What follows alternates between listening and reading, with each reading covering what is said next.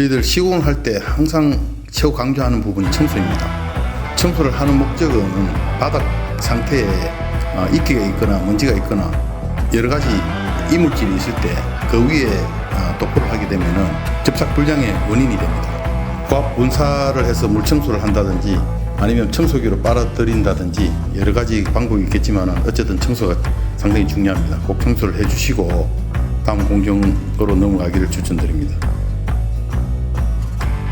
물 청소를 했으면 물기가 마른 다음 우리 침투 강화제인 하드콘을 충분히 해주고 나서 영상에서는 뿜질로 작업을 하지만 넓은 공간이 아닐 때 아니면 직접 하게 되면 롤러로 작업하시길 권합니다.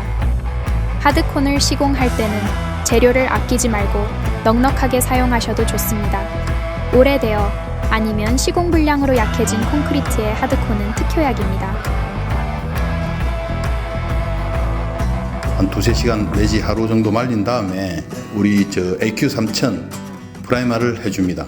AQ3000 프라이마는 바닥에 할 때는 물을 2배 내지 3배를 태워서 듬뿍 살포를 해가지고 완전히 침투를 시키든지, 노라로 할 때는 반드시 2회 이상 도포를 해주는 것을 추천해드립니다. 왜냐하면 하다 보면 빠진 부분도 있고 듬뿍 했다고 생각했는데 프라이마 양이 부족해서 나중에 그 접착 불량이 될 수도 있습니다. 프라이마를 칠하는 방법이 노라로 이야기했듯이 2회 이상 칠하든지 아니면은 스프레이로 충분히 살포를 해 주든지 아니면은 완전히 부어 가지고 밀대로 끌어서 침투가 될 수 있도록 하는 방법들이 있습니다.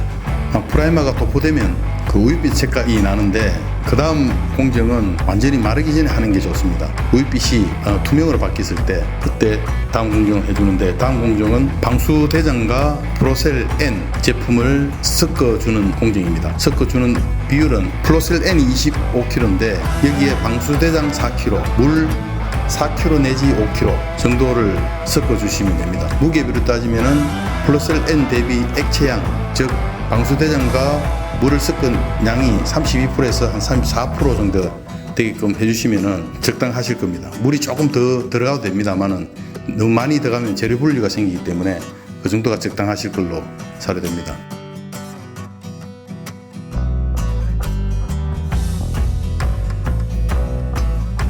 그 두께는 저희 현장은 한 1mm 정도 대략 했습니다. 먼지가 안 나거나 보호해줄 목적이면 1mm 정도면 해도 충분할 걸로 생각이 듭니다. 그렇게 해주고 나서 건조 시간은 30분 내지 1시간 지나니까 사람이 걸어다녀도 충분할 정도로 건조가 되었습니다. 그리고 다음날 영상에서 보여주듯이 전기차로 핸들을 꺾어봐도 바닥 상태는 양호하게 양생이 되어서 바닥에 긁힘 현상은 없었습니다. 저희들이 시공할 때는 품질로 하는 게 아무래도 작업 속도도 빠르고 이 두께도 일정하게 나가기 때문에 품질로 했지만 품질 기계가 없을 때는 노라로 작업을 해줘도 무관합니다. 노라로 해서 도포를 해줘도 뭐 크게 차이는 없을 걸로 생각이 됩니다. 6월 18일 작업한 저희 공장 바닥입니다.